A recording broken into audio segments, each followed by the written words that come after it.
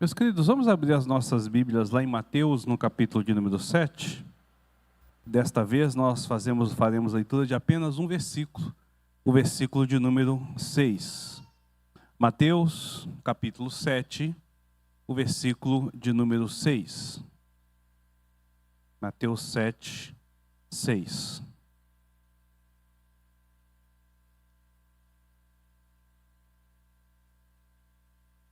Mateus, capítulo de número 7, versículo de número 6. Todos encontraram? Nos diz assim a palavra do Senhor: Não deis aos cães o que é santo, nem lanceis ante os porcos as vossas pérolas, para que não as pisem com os pés e voltando-se vos dilacerem. Quem está com a Bíblia revista e atualizada, e a Bíblia que a gente usa aí? Levanta a mão aí, que a gente usa na IPB. Se você olhar para o seu texto bíblico, você vai ver que o não do versículo 6 que inicia, ele está em caixa alta e está em negrito. Está se destacando, está vendo? O N aí está se destacando. Então, isso significa que os tradutores da Bíblia colocou isso como um parágrafo. Então, toda vez que você encontrar uma letra em caixa alta, né, maior do que o normal, maiúsculo, mas maior que o normal, em negrito, significa que ali tem um parágrafo. Ou seja, o que a gente chama na hermenêutica bíblica de períclope, um espaço de estudo mínimo ou uma área mínima de falar. Então, o versículo 6, segundo a nossa versão revista e atualizada, ela é uma períclope, ou um parágrafo único, porque no versículo de número 7, começa novamente com uma letra maiúscula. Mas, nem sempre os tradutores são fiéis e assertivos na sua tradução. Isso porque o original escrito, ele é corrido. Então, quem vai fazer isso aqui, quem vai colocar, são as pessoas que estão lendo. Então, na época que se escrevia de forma corrida, não tem as mesmas regras que a gente tinha. Então, você vai observando e vai vendo, termina um assunto aqui, começa outro assunto ali e tal, e às vezes acontece alguns erros. E aqui nós temos um erro, segundo a maioria dos estudiosos. Não é segundo o pastor Robson, mas é segundo a maioria dos exegetas, dos estudiosos. Eles entendem que o versículo de número 6, ele deve estar ligado aos 5 outros versículos iniciais. Que esse parágrafo aqui, porque ponto parágrafo significa que você começou um novo assunto. Ele não faz sentido dentro desta realização. Então, a forma correta seria você ler de 1 a 6. E aí seria assim: Não julgueis para que não sejais julgados, pois com o critério com que julgardes sereis julgados, e com a medida com que tiverdes medidos, vos medirão também. Porque vês tu o argueiro no olho do teu irmão, porém não reparas na trave que está no teu próprio? Ou como dirás a teu irmão: deixa-me tirar o argueiro do teu olho, quando tens a trave no teu? Hipócrita, tira primeiro a trave do teu olho, e então verás claramente para tirar o argueiro do olho do teu irmão. Não deis aos cães o que é santo, nem lanceis ante os porcos as vossas pérolas, para que não as pisem com os pés, e voltando-se vos dilacerem. Essa aqui, segundo a maioria dos exegetas, é a forma correta pela qual você tem essa transição, é conforme você tem essa aplicação, esse direcionamento, tá certo? Então aqui você tem esse posicionamento da forma mais correta. Isso aí eu estou falando dos melhores dos melhores, né? Então em algumas traduções ele vai estar junto. Mas por que na nossa tradução, né, que a gente usa, que é uma das mais fiéis traduções, ele se encontra separado? Porque quando nós lemos este texto, da maneira como nós lemos este texto, dá a impressão que ele não combina. Que ele não combina. A impressão que tem é que ele está descombinando com as coisas.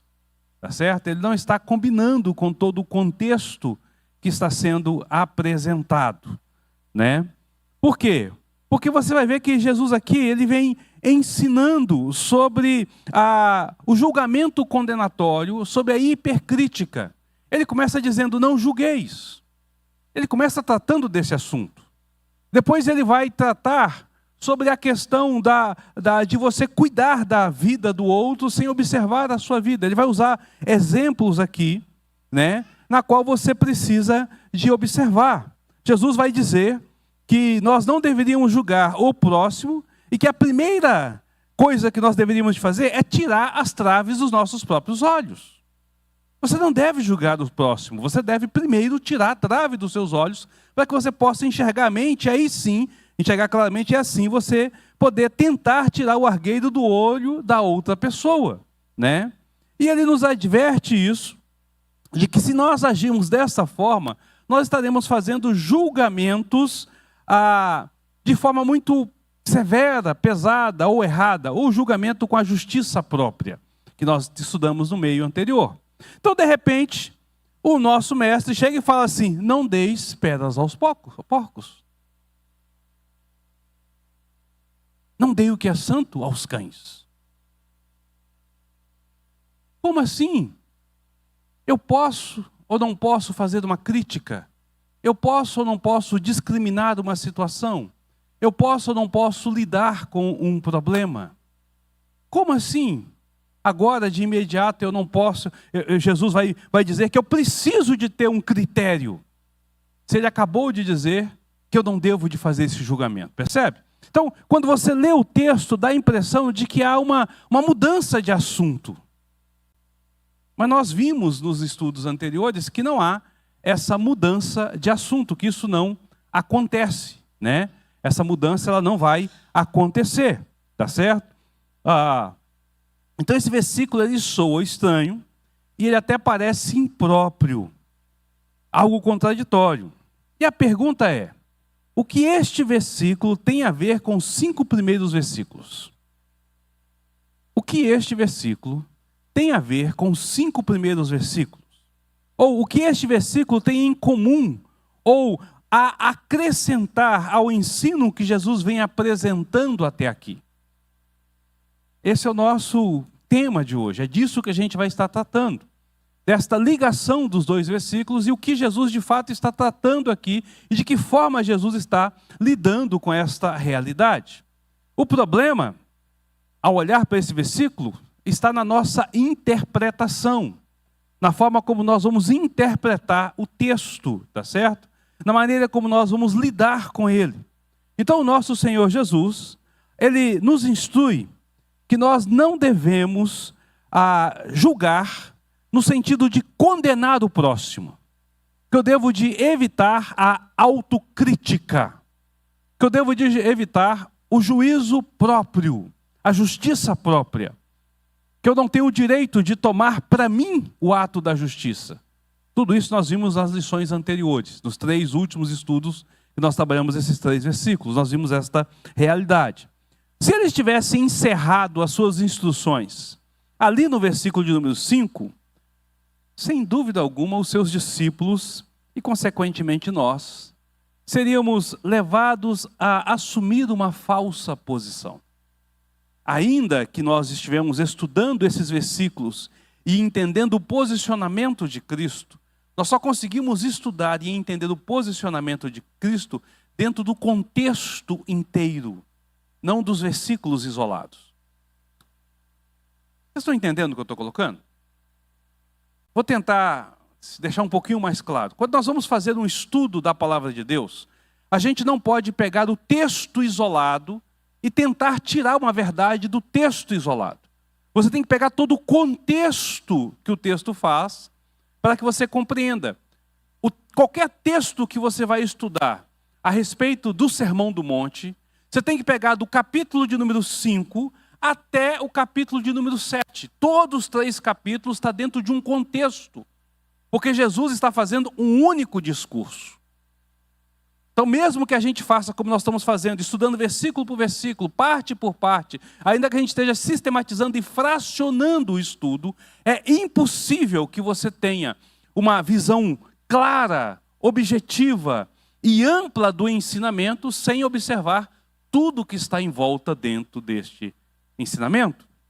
Então, tudo que nós vimos dos versículos de 1 a 5 está ligado também ao restante do capítulo, a partir do versículo 6, versículo 7, aí sucessivamente até o final do Sermão do Monte. É o último discurso que Jesus faz. Tá? Então, homens e mulheres têm que tomar cuidado quando vai fazer o estudo da palavra de Deus. E aqui Jesus está dizendo que nós devemos de ter o cuidado de julgar erroneamente. Mas ele não está dizendo que eu não possa fazer julgamento. Ele não está dizendo que eu não possa criar uma avaliação. Você já imaginou se Jesus não colocasse esse versículo como seria? Nós teríamos dificuldade para poder tratar da disciplina dentro da igreja. A igreja seria algo caótico, porque Jesus está dizendo, não julgueis. Mas qual o parâmetro de não julgar? O que exatamente ele quer dizer? Os versículos para baixo é que vão trazer luz a essa realidade. Então, se parasse no capítulo 5, nós teríamos dificuldade. Nós teríamos dificuldade, receio de lidar com os hereges, com as heresias que surgem dentro da igreja. Como é que eu vou lidar com isso? Se Jesus diz que eu não posso traçar um julgamento, eu não posso criar uma crítica. Então, nós fecharíamos os olhos diante desta realidade. E o erro se instalaria de forma bem forte dentro da igreja. É por isso que Jesus, então, acrescenta esta outra declaração, para trazer equilíbrio ao que ele está fazendo, para que a gente possa, então, compreender tudo o que está sendo aprendido. E aí, queridos, eu queria dar um parênteses aqui e dizer para os irmãos que não nos surpreende, então, hoje, quando nós olhamos para a igreja moderna, eu falo a igreja como num contexto todo, né, que muitas vezes tem errado na sua proporção, na sua doutrina, na sua base, no seu ensinamento, porque ela não tem levado as regras da interpretação à risca.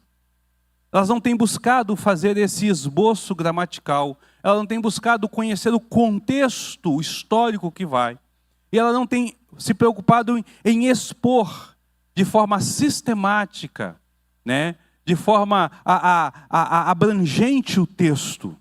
Nós somos convidados a olhar a palavra de Deus com as lentes do microscópico.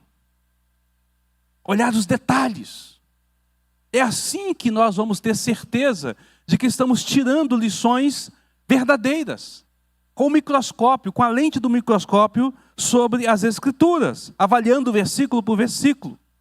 Mas hoje nós vivemos de uma forma que há uma espécie de analfabetismo bíblico. Nem a lente telescópica está sendo usada mais em cima da Bíblia. Isso é preocupante, porque as pessoas estão passando por cima dos versículos e passando por cima da Bíblia, e estão tendo cheio de achismos, de pensamentos, e isso é horrível, porque isso destrói a verdade do Evangelho. Nós precisamos, então, de estar atento a todo esse princípio. Muitos irmãos têm questionado, então, por que nós devemos fazer uma apresentação de um estudo expositivo à luz da Bíblia. Eu digo para vocês que a melhor forma de estudar a Bíblia é no sistema expositivo lexo-contínuo, ou seja, do jeito que a gente está fazendo com o livro, com o Sermão do Monte, pegando do primeiro e indo até o final. É cansativo, ele é exaustante, às vezes é repetitivo, mas ele é extremamente profundo e nos faz entender o texto dentro do seu contexto, sem perder a razão. Então é a melhor forma que a gente tem de fazer essa apresentação.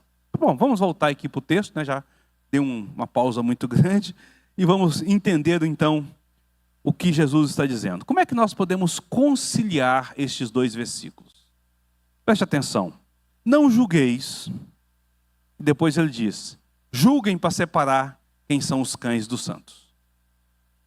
Ele diz, não julgueis, não teça crítica, não faça avaliação, E depois ele vai dizer, faça uma avaliação para que você não venha lançar pérolas aos porcos. Percebe?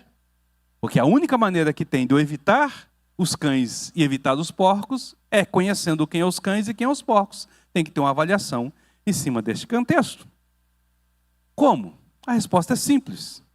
Se por um lado o nosso Senhor nos exortou a não sermos excessivamente críticos, a hipercrítica, a não exercermos a justiça própria, a usarmos essa realidade, por outro lado, ele também nos orienta e recomenda a discriminação, a crítica, a discriminação, a avaliação à luz da própria palavra. E essa é que é a diferença. Toda crítica, toda avaliação, todo julgamento, quando se trata das coisas de Deus, devem ser feitos à luz da palavra de Deus, da realidade daquilo que Deus põe, daquilo que Ele ensina. E é precisamente este o ponto que nós devemos então de caminhar, né? Jesus começa dizendo, abordando essa questão de que é preciso livrar o argueiro dos olhos do irmão. Ele não diz que não pode livrar o argueiro. Olha só o que Jesus vai dizer. Porque vês tu o argueiro no olho do teu irmão, porém não reparas a trave no teu próprio? Ele está assim, você está criticando demais lá e não está olhando para a sua própria vida. Aí versículo de número 4. Ou como dirás a teu irmão, deixa-me tirar o argueiro do teu olho, quando você mesmo tem uma trave? Agora olha só o que ele resume, ou ele direciona no versículo 5. Hipócrita, tira primeiro a trave do teu olho, e então verás claramente para tirar o argueiro do olho de teu irmão. Ou seja, você precisa de tirar o argueiro do olho do teu irmão. Mas primeiro você precisa estar com os olhos abertos. Você precisa de estar tratando a sua vida. Como a gente faz isso? À luz da Bíblia. É a palavra de Deus, é o Evangelho de Cristo, a qual nós temos que usar como uma ferramenta para arrancar a trave dos meus olhos. Quando eu estiver vendo claro a luz do Evangelho, eu tenho a condição de então auxiliar o meu irmão arrancando o argueiro do olho dele. Mas se eu for usar o meu achismo, se eu for usar a minha religiosidade, se eu for usar o meu pensamento, eu não vou fazer aquilo que está certo, porque eu não estarei agindo da forma correta ou da forma bíblica. Então nós devemos ser capazes de reconhecer o argueiro e a trave. E não apenas de reconhecer, mas nós devemos ser capazes de distinguir entre um e o outro, e entre indivíduo e indivíduo, situação e situação. Jesus está dizendo que o julgamento ele não pode ser generalizado, que ele não pode ser de qualquer forma, que ele deve ser de forma pessoal e individual. Cada caso é um caso, à luz do Evangelho. Cada situação precisa de ser percebida à luz daquilo que Cristo está dizendo. Versículo 6. Não deis aos cães o que é santo, não lanceis ante os porcos as vossas pérolas, para que não as pisem com os pés, e voltando-se vos dilacerem. Pergunta, comentário, dúvida, crítica? Fique à vontade, alguém tem alguma coisa a falar? Tem alguma pergunta, alguma dúvida? É um estudo, então fique à vontade de fazer. Aqui o nosso irmão Adolfo, o microfone para o Adolfo aqui, por favor.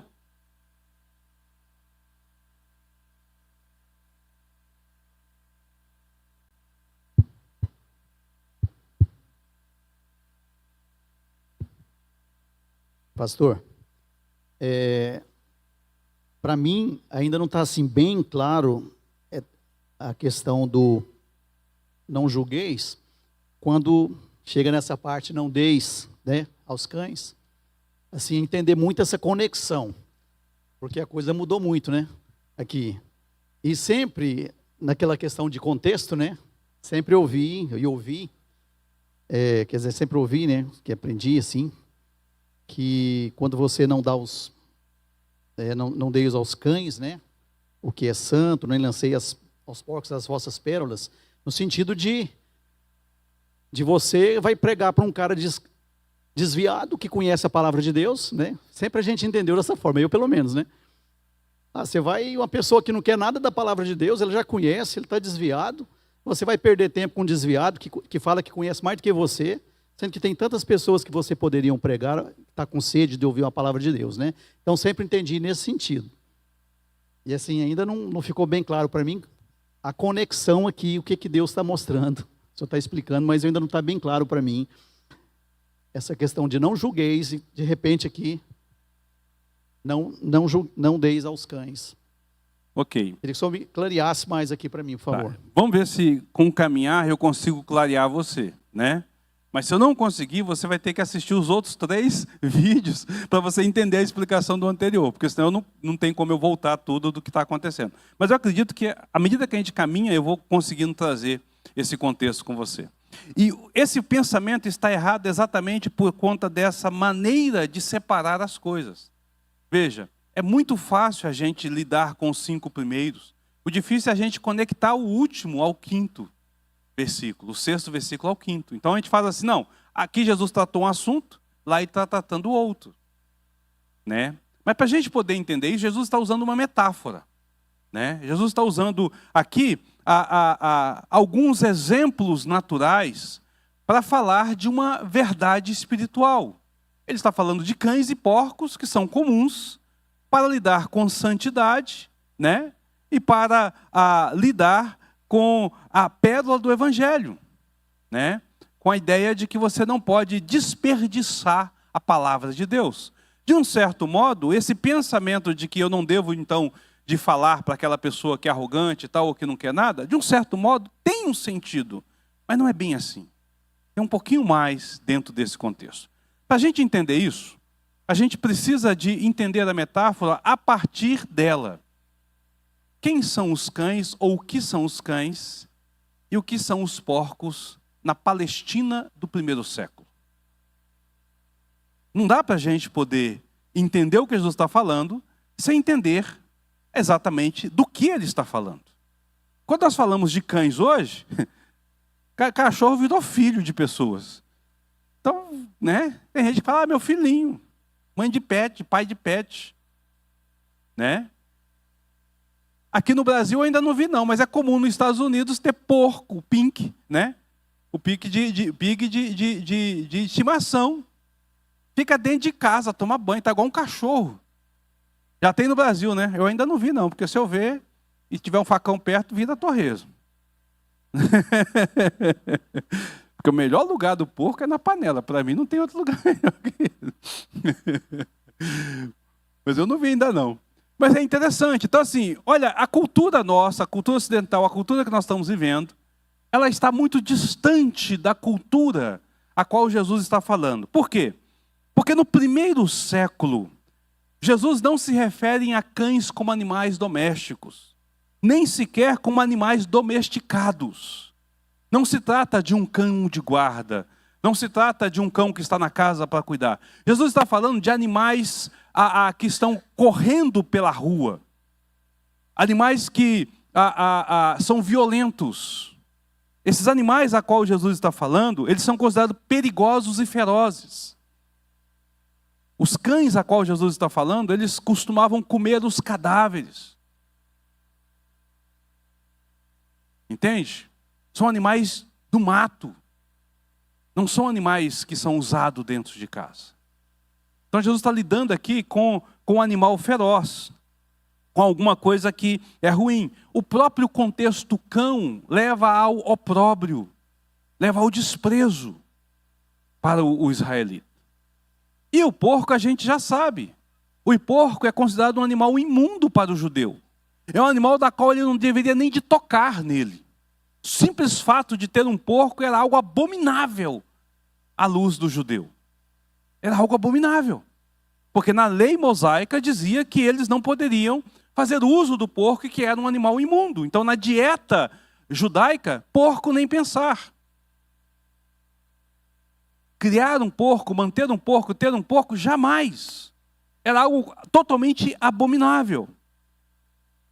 Então veja, Jesus está dizendo que este opróbrio, este abominável, esse rejeitado, este horror, a gente deve evitar. Nós entendemos quando ele fala a palavra santo e pérola. Santo, ele está se referindo àquilo que é separado para Deus, contrário de porco, que é um animal mundano, contrário do cão, que é um animal também mundano, sujo. Quando ele fala de pérola, ele fala de valor, enquanto que o cachorro, o cão, não tem valor algum, e o porco menos ainda. Percebe? Então Jesus está falando que a palavra, que o evangelho, que a pregação, ela deve ser aplicada de forma coerente com o ouvinte daquela palavra. Que há situações que devem de ser evitadas. Então ela se refere à verdade, que é santa, e que poderia ser simbolizada então por esses dois elementos, pérola e santo, né? Trata-se então da mensagem cristã do reino. Jesus está dizendo, você deve de ter um critério para falar do evangelho e com quem você está falando do evangelho. Você deve de ter um critério para que você não pegue aquilo que é precioso e lance como se não tivesse valor algum. Aquele cão não vai saber valorizar isso. Aquele porco não vai ter condição de valorizar isso. Ele é totalmente imundo. Ele é totalmente impuro. Ele é totalmente corrupto. Ele é algo da qual não merece esse evangelho. Entenderam isso? Mas tem um problema. Tem que ter um problema, né? Tem um grande problema. Se você for radical desse jeito, você não prega o evangelho. Convenhamos, se você for radical desse jeito, você começa a falar com a pessoa menosprezou, você fala, não vou falar. Ele é um cão, é um porco. Né? Um cara que é ateu, um cara que tem uma outra religião, ele vai desprezar, ele vai menosprezar, ele vai pisar, ele vai cuspir, ele vai jogar fora a palavra do Senhor. Então, esse critério não tem a ver simplesmente com saber entender, mas é conhecer o indivíduo na sua realidade. O que significa essa ideia de que nós não devemos de pregar o evangelho a qualquer um? O que significa essa avaliação da qual eu e você temos que ter o critério para dizer vale a pena ou não vale a pena? Eu vou dificultar mais ainda para você. Jesus está tratando com o cidadão do reino dos céus. Jesus não está tratando simplesmente com as pessoas mundo e crente. Jesus está dizendo que o cidadão do reino dos céus tem que saber lidar com o seu próximo. E o mais próximo do cidadão do reino é o cidadão do reino. A pessoa mais próxima que você vai ter é a pessoa que é crente junto com você. Então Jesus não está discriminando incrédulos de crédulos. Jesus está dizendo que esse critério é tanto para dentro quanto para fora. Para fora é mais fácil, e para dentro.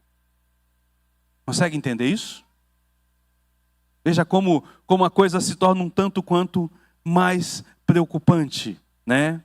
Declarar que não devemos de pregar aos incrédulos é declarar que a igreja perdeu a missão de evangelizar. Nós não podemos fazer isso.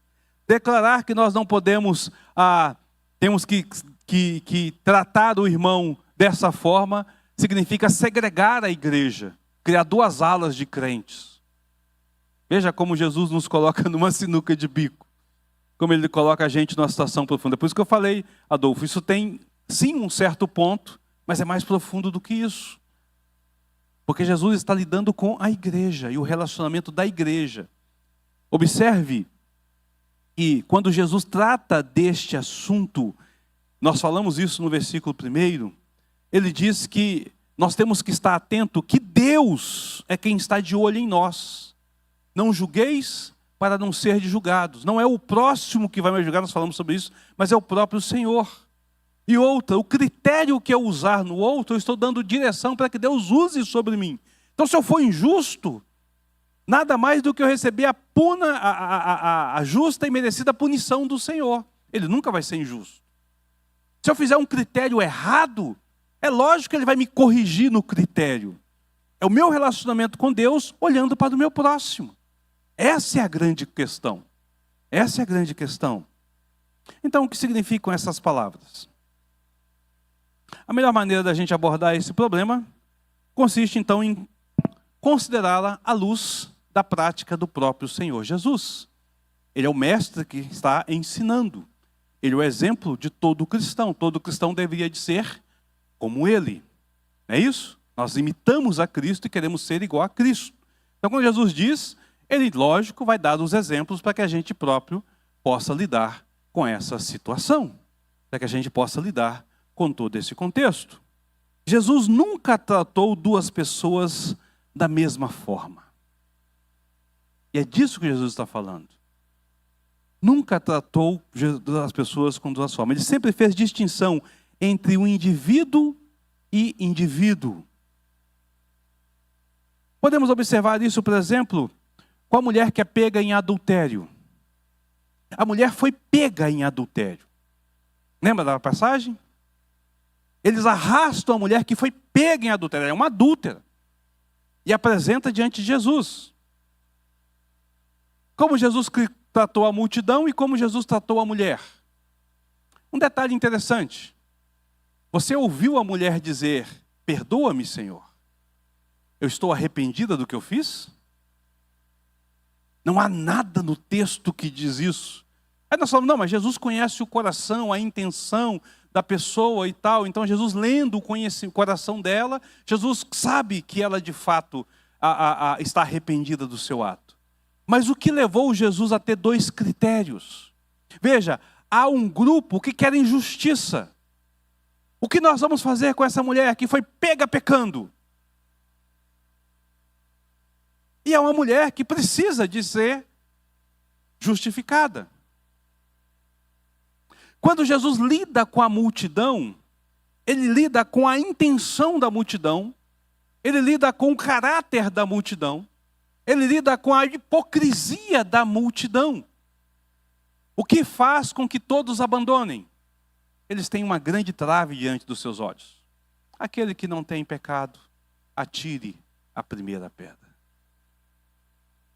Jesus diz, eu não vou gastar tempo com vocês discutindo essa realidade suas que estão querendo me pegar, fazer de mim uma pegadinha para depois me condenar. Vocês estão errados desde o início. Primeiro, na forma como vocês lidam com as coisas. A lei diz que é assim mesmo, deve ser apedrejada, mas cadê o homem? A Bíblia diz que homem e mulher devem ser apedrejados. Então já começa tendo um ato discriminatório aqui. A mulher é culpada, o homem não. Por qual motivo, ninguém sabe. Parente de alguém, rico, ou porque é homem, ninguém sabe. A gente não pode especular essa questão, mas a grande questão é que eles não cumprem a lei à risca. Há 2 pesos e 2 medidas naquela multidão. Segundo, eles não estão interessados na justiça. Eles não estão interessados na vida daquela pessoa, na restauração daquela pessoa. Eles estão interessados em pegar Jesus no bote, para poder ter algo com quem incriminar Jesus. Aquela mulher é um bode expiatório. Aquela pobre, coitada mulher, ela está sendo usada, manipulada pelos religiosos. Há uma multidão que está ali no meio. Alguém está manipulando tudo isso. Então Jesus pega e fala assim, vocês não merecem isso. Vocês não têm condição de fazer isso. Então atira a primeira pedra que não tem pecado.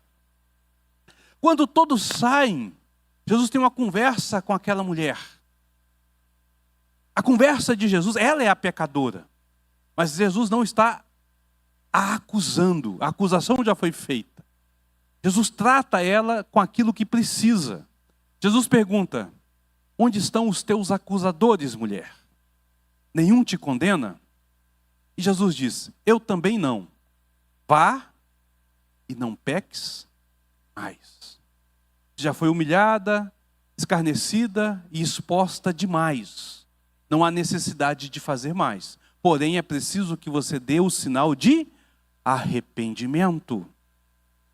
E alguns historiadores e a tradição vai dizer que essa mulher passa a ser uma seguidora de Jesus.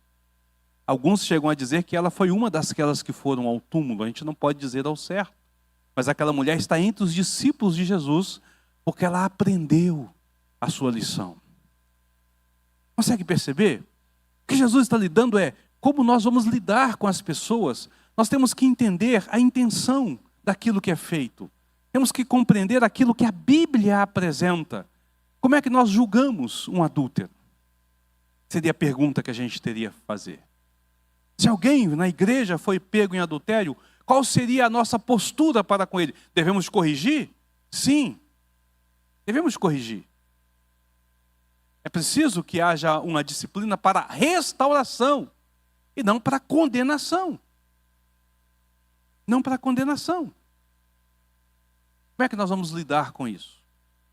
A Bíblia vai nos apontar o caminho para lidar, para que a gente não seja hipercrítico, para que a gente não exerça a justiça própria, para que a gente seja justo dentro do contexto daquilo que o próprio Senhor apresenta, tá certo?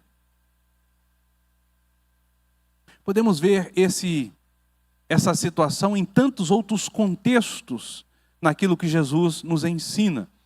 Há muitos personagens bíblicos na qual nós vamos observar esse contexto. Mas vamos trazer aqui um outro contexto de forma diferente. Da forma errada da igreja lidar com o problema.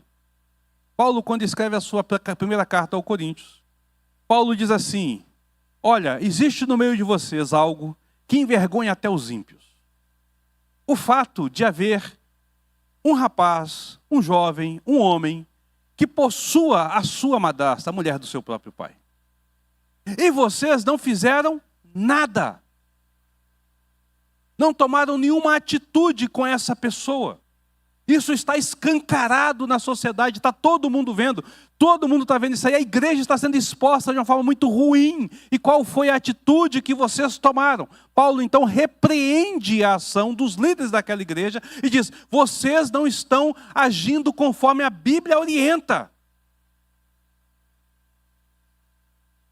Nós não sabemos o transcorrer dessa situação.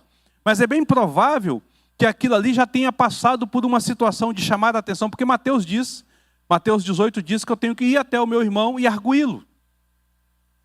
Chamar a atenção dele para o pecado. Se eu não conseguir, levar a uma testemunha. Se não, levar à igreja e considerá-lo então como um não crente, né? Como alguém que está fora do evangelho. É bem provável que a igreja esteja insistindo, né? Coitado, coitado, mas o homem não tem nenhuma postura de arrependimento.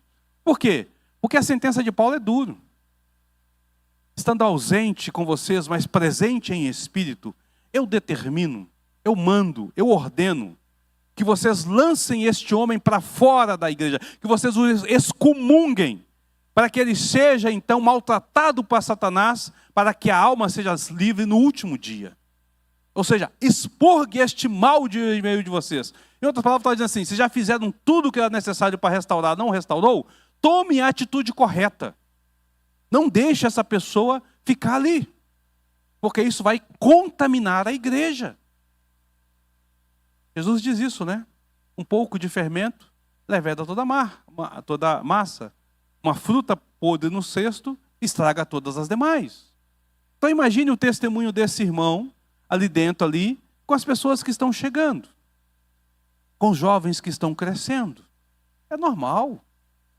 Ainda que o pastor da igreja pregue diferente, ainda que o conselho pregue diferente, ainda que a liderança fale diferente, o exemplo pesa mais do que as palavras. Se não tratou com ele, por que vai ter comigo? É normal. Percebe? Essa é a ideia que Jesus está falando então, que eu devo de trazer. À luz da Bíblia, qual o posicionamento que eu tenho que ter? Veja, mulher pega em adultério, Jesus é complacente, derrama perdão, graça, justifica, aquela mulher se torna uma sua seguidora. Tá certo? Paulo, à luz de um adúltero, porque não deixa de ser um adúltero, além de macular o leito do seu padrasto, ele é adúltero, ele está no ato de adultério. A situação é totalmente diferente. O seu pai né? No leito do seu pai. Falei de padrasto, no leito do seu pai. É diferente. Não, aqui não dá para poder lidar. 2 casos horríveis, hediondos, socialmente falando terríveis, tratados de forma diferente. E as 2 lideranças são chamadas a atenção por não estarem atentos àquilo que a palavra de Deus diz. Entendem isso, irmãos? Como é que eu vou evitar, então, de lançar coisas santas aos porcos, aos cães? Simples. Eu preciso de reconhecer o cão. O cão não é só aquele que está charfurnado na coisa podre. É aquele que despreza quando você vai até ele. Não é porque ele está lá fora, perdido, todo torto, que você não deve chegar até ele. A grande questão é, você precisa de chegar a um ponto e dizer, não vale a pena continuar dessa forma. Principalmente dentro da igreja. Principalmente dentro da igreja. Só que você vai primeiro tratar a pessoa com amor, brandura, graça e entendendo que quem salva é o Senhor. O discurso de Paulo é muito duro. Confesso aos irmãos que eu não teria coragem de falar do que ele falou. Lança lá fora. Apesar de às vezes ter que fazer isso. Mas a palavra de Paulo, ainda que o discurso seja duro, ele é cheio de amor por aquela pessoa. Para que no último dia, Paulo não perdeu a esperança daquele homem. Paulo diz, ele não pode estar no meio. Deixa ele sofrer na mão de Satanás, porque se Deus tiver um propósito, ele retorna. Talvez nós estamos lutando contra Deus nessa atitude. E nós estamos tentando segurar e não deixando a pessoa passar porque ela precisa, para que ela se arrependa, para que ela se converta, para que ela retorne. Não há falta de amor na palavra de Paulo, ainda que seja dura. Porque a palavra de Deus nunca vai agir com falta de amor. Com falta de amor. Há 2 textos na Bíblia muito interessantes, aonde nós vamos ver 2 perguntas sendo feitas por pessoas diferentes e respostas sendo dadas de forma diferente. Trata-se da pergunta sobre qual é o maior mandamento. Depois você pode ler os evangelhos, você vai ter 2 pessoas perguntando. Na primeira situação, nós vamos ouvir que essa pessoa chega para Jesus, inquirindo sobre o grande mandamento, sobre como caminhar, e Jesus responde para ele, qual é o grande mandamento? E essa pessoa diz assim, honrar a Deus com todo o nosso ser, nossa força, nossa mente, nosso coração. E o segundo grande, amar o próximo como a mim mesmo. Jesus diz então, respondeste bem, perto estás do céu. Jesus não disse que ele estava salvo, mas disse que ele está perto do céu, ou seja, tem um entendimento razoável das Escrituras. No outro texto, que é o que nós vamos ter a parábola do samaritano, nos é dito que essa pessoa chega para testar a Jesus.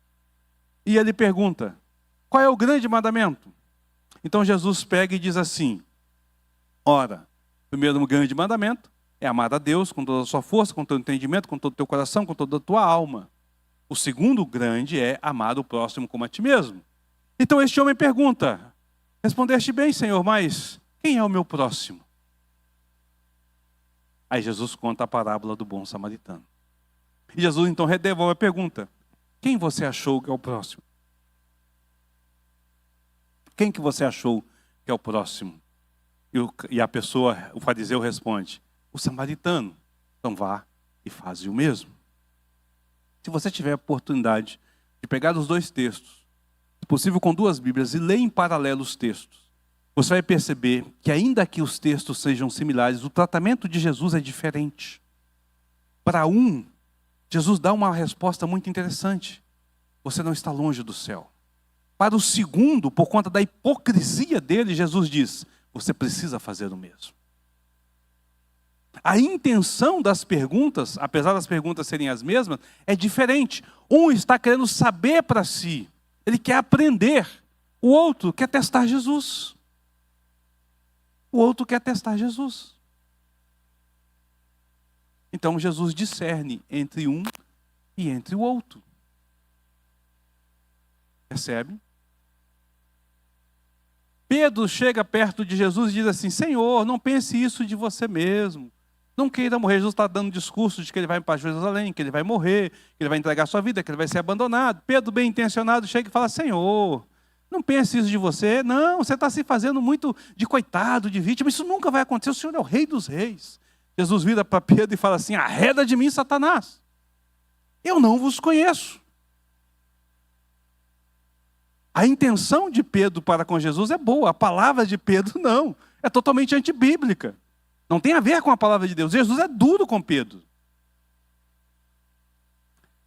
Aí o mesmo Pedro, no último dia, Jesus diz assim: todos vocês me abandonarão. Eu ficarei só. Pedro de novo no rompente diz: todos menos eu, Senhor. Vou com o Senhor até o final. Aí Jesus fala: Pedro, você não sabe nada. Só faltou ele falar: não sabe nada, inocente. Pedro, você não sabe nada. Quero dizer para você que nesta noite Satanás tentou peneirar você.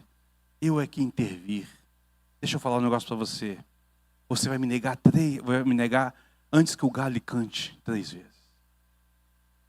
Antes que o galho cante, você estará me negando. Pedro, não, isso não vai acontecer. Mas o tom de voz de Jesus para Pedro naquele momento é o mesmo Pedro que está sem entendimento.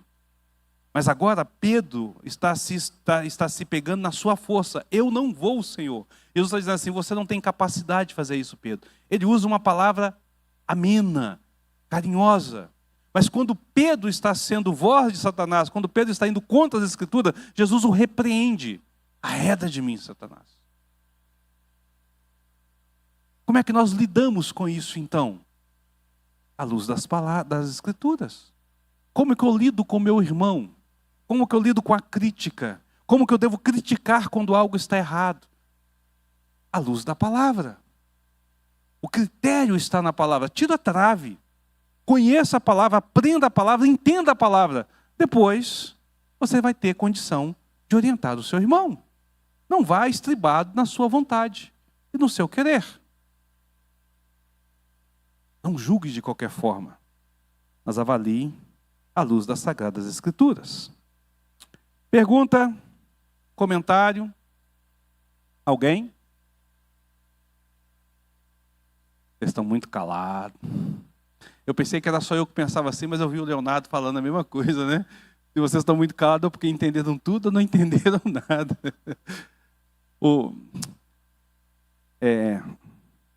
Ai, Jesus. Adolfo. Meu Deus, misericórdia, Adolfo. É a mente cansada. Nossa, Deus, misericórdia. Pastor, aqui nesse contexto aqui, do 1 ao 5, muitas vezes Jesus, ele condenava aqueles atos dos escribas e fariseus, né? Com certeza os escribas e fariseus já julgavam muito também, né? Aqueles que, os judeus, né? Principalmente, por não serem como eles, mas ao mesmo tempo eu imagino que eles também eram julgados, com certeza também, né? As práticas deles que não eram bem em algumas coisas, não davam testemunho, né? A gente sabe de algumas. E aqui eu fico assim pensando, né? Também nesse contexto, quando Jesus disse: não deis aos cães, né? O que é santo, também não se envolvia, não se diria a eles também, né?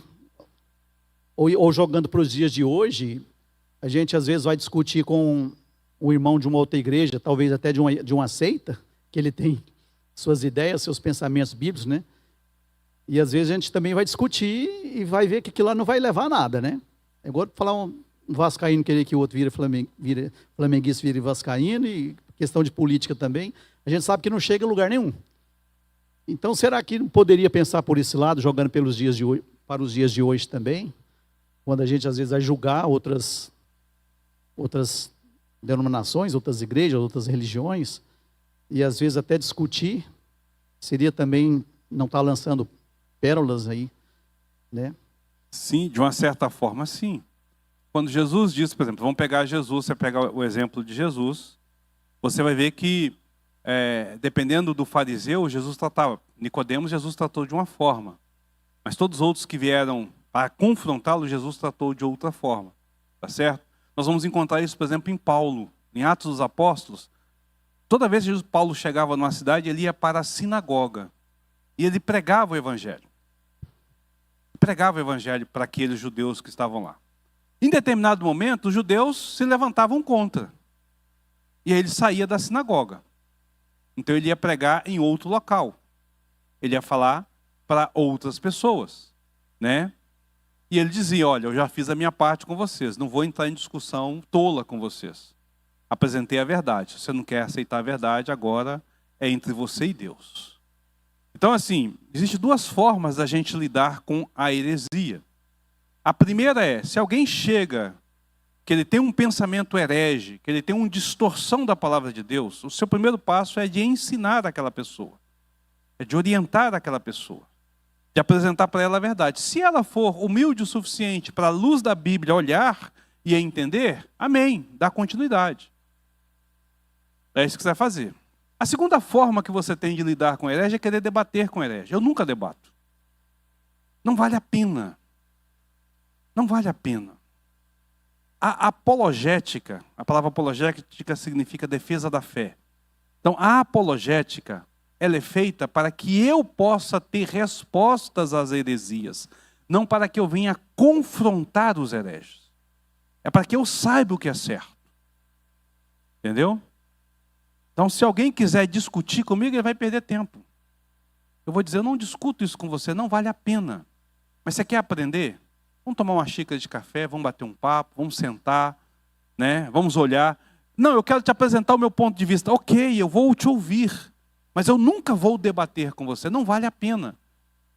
Eu estou desperdiçando o meu tempo e o evangelho do Senhor. Porque essa pessoa está caracterizadamente com a mente fechada. Ah, quer dizer então que eu vou abandonar essa pessoa à própria sorte? Não, eu vou interceder por ela, eu vou orar, quem sabe Deus lá na frente não trabalhe no coração dela. Mas toda vez que ela vir confrontar, eu não vou fazer isso. Não vou fazer isso. Não vale a pena. Entende? Então é assim que a gente funciona. Então, e é assim que Jesus faz. Você vai ver Jesus tendo, por exemplo, a conversa com Nicodemos é uma conversa extremamente profunda. A gente lê o texto, a gente não tem noção da dimensão, da profundidade disso para Nicodemos, irmãos. Porque a gente lê a Bíblia, a gente já tem todo um pressuposto por cima da Bíblia. A gente já ouviu mensagens, a gente leu todo o contexto. Agora imagine um judeu, devoto, sincero, estudante da palavra de Deus, preocupado com a vida eterna. Ele chega perto de Jesus e você não vai encontrar isso no Antigo Testamento, você precisa de nascer de novo. Você não vai encontrar essa fala no Antigo Testamento. E a Bíblia é que ele tem um Antigo Testamento. E ele chega perto de Jesus e fala assim, e não fala nada, né? Jesus antes já fala com ele, né? Então ele chega com a intenção de inquirir, ele diz, bom mestre. E Jesus diz, olha, quem é bom além de Deus? Já começa dando um fora nele aí, olha, você já está equivocado em alguma coisa. Mas ele não está debatendo, ele está instruindo. Nicodemos, deixa eu falar com você, essa preocupação sua, ela não se resolve aqui. Nicodemos, essa preocupação não se resolve com a religião. Essa preocupação não se resolve com o decorar versículos. Essa preocupação não se resolve com a tradição. Essa preocupação sua não se resolve com você observando todo o decálogo. E mais as leis dos pais. As leis dos ancestrais. Essa coisa só se resolve com um novo nascimento. Aí Nicodemos diz, como? Como um velho pode voltar ao ventre? Essa é a questão dele. Ele entendeu. Ou seja, isso não é para essa vida. Jesus está simplesmente dizendo assim, a salvação não é para essa vida. Não é pelo seu esforço, não é pelo seu mérito, não é pela sua dedicação, não é pelo que você não pode fazer nada. Então Nicodemos caiu em desespero. Nicodemos cai em desespero. Aí vem Jesus dizendo, você não entendeu, Nicodemos. Você já nasceu de forma carnal, mas você precisa de nascer do Espírito. Aquele que nasce do Espírito é Espírito, aquele que nasce da carne é carne. Importa nascer de novo. Entendeu, Nicodemos? Nascer do Espírito. Essa é a colocação. Quando Jesus fala isso aqui, ele aponta lá para Gênesis. Lá para a criação, para o homem, para a queda e para o princípio da redenção. É extremamente profundo. E ele tem um diálogo grande com Nicodemos. Então, lá na frente ele vai dizer, porque Deus amou o mundo com tamanha intensidade, que ele mandou o seu Filho, para aquele que nele confie, tenha a vida eterna. Mas o que não confia, ele já está condenado, Nicodemos. Tudo isso está dentro do discurso com Nicodemos. Olha como Jesus tratou Nicodemos. Há uma pergunta sincera, há um homem da lei sincero, e Jesus trata ele com sinceridade. Mas outros, Jesus diz, vocês são filhos do diabo. Vocês são filhos do diabo. Bando de hipócritas. Quantas vezes Jesus chamou os fariseus de hipócritas? Vocês são como sepulcro caiado. Por fora está bonitinho, mas por dentro é só ossada podre. Tem nada que presta aí dentro. Qual é o critério que Jesus usou? Da realidade da pessoa diante do Evangelho. Há uma intencionalidade. Querem ouvir a palavra, querem aprender a palavra, querem entender a palavra. Trazendo por um exemplo prático para nossas vidas, né? A igreja o conselho vai tratar a disciplina de alguém. Vou dar o exemplo de novo do adultério, que foram os 2 exemplos que eu usei, né? Mas pode ser qualquer coisa. Então o conselho se reúne com aquela pessoa, e quais são os agravantes e quais são os atenuantes? Ou seja, o que agrava a situação dele e o que atenua, pacifica a situação dele? Arrependimento pode ser um agravante e um atenuante. Há arrependimento? Não. Isso agrava. Arrependimento, sim. Isso atenua. Conhecimento bíblico. Essa pessoa tem bom conhecimento bíblico? Tem. Então agrava. Ela não tem? Atenua. Isso está no nosso manual, viu? Está no nosso CD. Então você vai pesando as coisas para que você possa direcionar a pessoa à disciplina. Quanto mais agravantes, ou seja, quanto mais longe da palavra, longe do evangelho, longe do arrependimento, quanto mais os exemplos são dados de forma pesada, mais difícil é para aquela pessoa, porque ela precisa de dar provas de arrependimento. E o contrário vai acontecendo quando a pessoa se dá à humildade, à conversão, ao quebrantar diante do Senhor. É assim que lida. É assim que lida. Só que o que nós fazemos? Nós fechamos os olhos para isso e olhamos só o ato. Fulano mentiu. Mentira é uma coisa boba. Não prejudicou ninguém, ninguém morreu, não teve problema nenhum. Só dá uma conversa com ele e fala, não mente mais. Fulano cometeu um adultério, se arrependeu, voltou chorando para casa, pediu perdão à mulher, resolveu mudar a vida dele e está cuidando lá. Pelo amor de Deus, adúltero, eu não quero nem pensar, vai longe. Bota uma disciplina nele de tantos meses ou de tantos anos aí, porque ele precisa de ser um exemplo para todo mundo. Cuidado. Cuidado com a forma como nós vamos lidar com isso. O que a Bíblia diz sobre essa questão? Entende? Não é o que eu penso, irmãos. Não é a minha justiça. Isso está errado. É o que a Bíblia diz. São porcos. São cães. Precisa de ser tratado com a dureza necessária. Mas são cordeiros. São ovelhas. Precisa de ser tratado com a ternura necessária. É assim que precisa de ser. Então os 2 versículos, eles se juntam exatamente nesse contexto. Na primeira parte, Jesus está dizendo, você precisa de olhar primeiro para você e se limpar à luz da Bíblia, para que depois você possa julgar e separar o cordeiro do cão. Você não vai ter condição de separar aquele que é cordeiro do cão, sem que você primeiro não olhe para você. Hipócrita, tira a trave do teu olho. Depois, vá tirar o argueiro do teu irmão. Por quê? Porque você não deve lançar o que é santo aos cães, o que é precioso aos porcos. Tem que saber julgar à luz da palavra. Acho que eu consegui te dar esse entendimento aí, né? Pergunta ou comentário? O Victor Bringel. Rapaz, hoje eu estou ruim, viu? Misericórdia. Esqueci o nome do Adolfo. Boa noite, irmãos.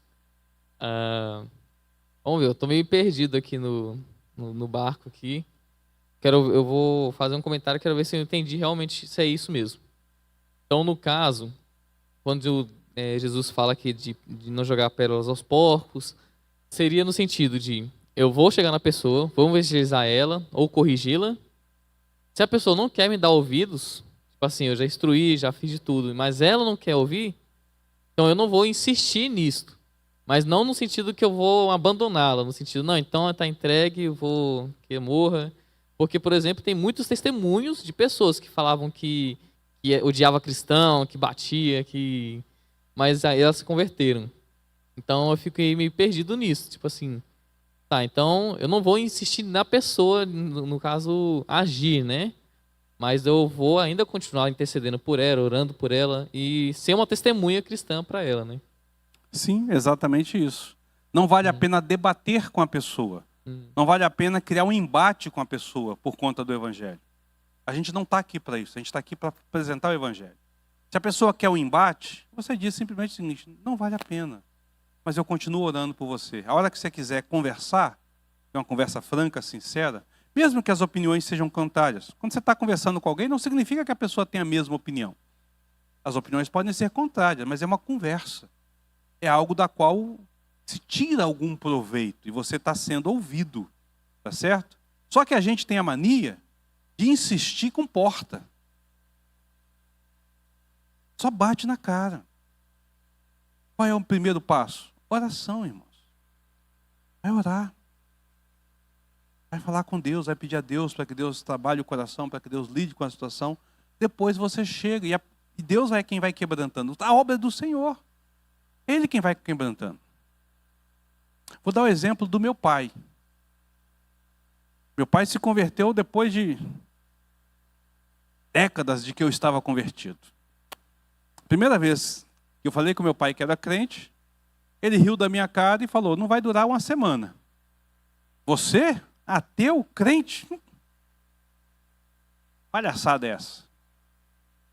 Da segunda vez que eu falei com meu pai, ele falou, não fale comigo sobre esse assunto. Não me interessa saber dessa realidade. Eu não concordo e não confio. Na terceira vez que eu falei com meu pai, ele me deu um monte de exemplos contrários que diz, é por isso que eu não sou crente. Na quarta vez que eu falei com meu pai, ele falou, isso faz sentido? Deixa eu ouvir o que está acontecendo. E só lá na frente, é que meu pai foi se converter. Eu me converti aos 20 anos de idade. Eu tinha 51 quando meu pai falou, eu quero Cristo. 31 anos ali, esperando. E você acha que eu ficava falando com o pai o tempo todo? Quando ele falava, não quero ouvir, eu falei, tá, então não vou falar, não vale a pena. Mas vou continuar orando. Estou com 34, converti aos 20. Meu pai e minha mãe são separados, vocês sabem disso. Minha mãe até hoje nada. Estou com 54, né? 34. Estou baixando 20 anos aí. É que eu me sinto jovem. Minha mãe até hoje. Última vez que eu fui falar, que eu conversei com a minha mãe, você acha que eu falei do evangelho para minha mãe? Por quê? Não valia a pena. Eu sei o pensamento, a atitude, a condição dela. É bater em porta naquele momento. Eu tratei ela como mãe, cuidei dela, fiz o que eu podia fazer, mas não era a hora de falar, então, mãe, você quer aceitar Jesus? A gente já está no embate. Entende? Então a gente tem que ter sabedoria nesse contexto. Mas isso serve também para outras pessoas. A gente se encontra direto com pessoas de outras seitas. Testemunho de Jeová, a CCB, Adventista. Vai debater sobre esses detalhes? Católico, apostólico, romano. Quando ele vem debater comigo, eu falo, não, filho, pode esquecer, não vou debater com você. Não vou. Não é porque eu vou perder o debate, é porque não vale a pena. Não vale a pena. Essa que é a questão. Entendeu agora? Sim, no caso, por exemplo, quando Jesus usa parábolas para confundir os fariseus, seria mais ou menos nesse sentido também? Não. Aí é diferente. Jesus usa a parábola para cumprir aquilo que Deus diz através de Isaías. Você falará e eles não ouvirão. Você mostrará e eles não enxergarão, porque eles não são dignos da palavra. Mas aqueles que estão prontos a ouvir irão ouvir, irão compreender. Então Jesus fala por parábolas para todos, mas aqueles a quem o Espírito Santo chama a atenção são justamente aqueles que vão até Jesus e falam, explica para a gente. Jesus mesmo diz assim, a vocês é importante explicar sobre o reino dos céus, a eles não. É para cumprir a palavra, para cumprir o que a Bíblia diz. Então, nesse caso, é até um jeito também da gente se depender de Deus, né? Porque se fosse pelo nosso debate, pelo nosso conhecimento, fosse salvar as pessoas, a gente tiraria o Espírito Santo, né, do trabalho. Depender da gente, ninguém ia ser salvo, enfim. Ninguém ia ser salvo, depende exclusivamente de Deus. Sobre essa questão, igual o exemplo da tua mãe, né?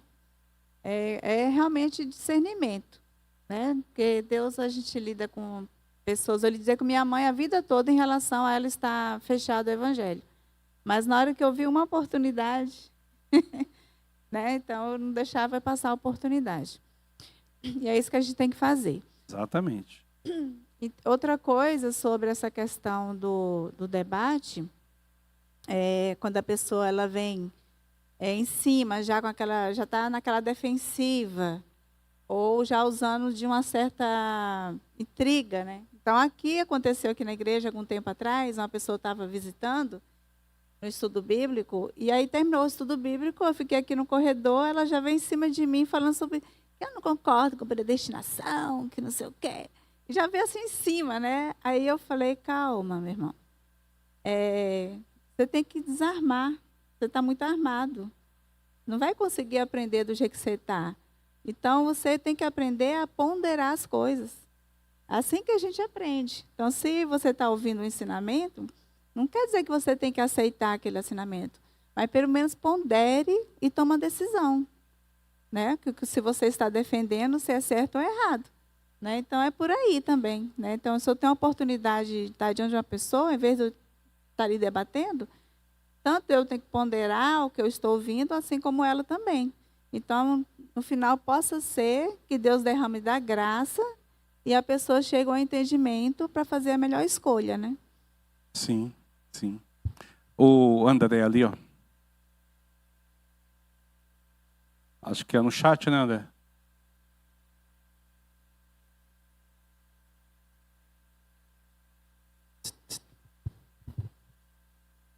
O nosso irmão Eduardo comentou aqui na transmissão. Acredito que precisamos entender e, com o discernimento dado pelo Espírito Santo, assim seguir ou não. Pérolas aos porcos é gastar tempo com quem não quer entender ou só quer impor seu ponto de vista. Os porcos vão pisá-las, entendo como insistir em quem despreza a palavra de Deus, principalmente por atitudes, ou quem insiste numa heresia e não quer aceitar uma concepção diferente. Sim. Tá certo, não está errado não. O posicionamento é isso mesmo. Nós dependemos do Espírito Santo para que a gente tenha discernimento.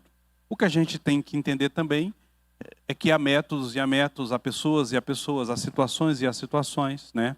Uma hora você vai poder falar, outra hora você não vai poder falar. Você tem que olhar e entender o que está acontecendo, né? Como exemplo que a Adeliane disse, da mãe dela. Tinha hora que não valia a pena, mas tinha hora que ela estava aberta. Então, opa, aproveita a oportunidade. Você vai falar para a pessoa, né? Então você vai ter que lidar com essas questões. Dentro da igreja, a gente precisa ter o mesmo critério. Com quem eu estou falando? O que está acontecendo? Qual é a realidade do que está apresentando?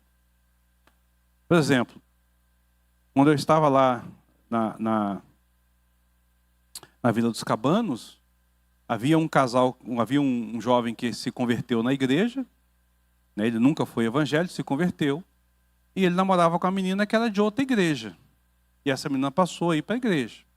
E começou a fazer a classe de discipulado. Então, na classe de discipulado e no discipulado sobre o casamento, eles entenderam que dormir junto era pecado. E é interessante, porque a expressão dos dois foi assim: é pecado? Eu não sabia. Aí você fala, como que alguém não sabe que é pecado? Simples. Não foi ensinado. Não leu a Bíblia. Não tem conhecimento. E agora, o que a gente faz? Separa, não dorme mais junto e casa. Simples assim. E foi o que eles fizeram. Anteciparam o casamento, criaram regras para poder não estarem juntos. Né? A carne é fraca e a coisa ia esquentar, então criaram regras para eles mesmos e anteciparam o casamento. Qual o critério que foi usado? Da falta de conhecimento. Mas já aconteceu casos de ter também uma situação contrária.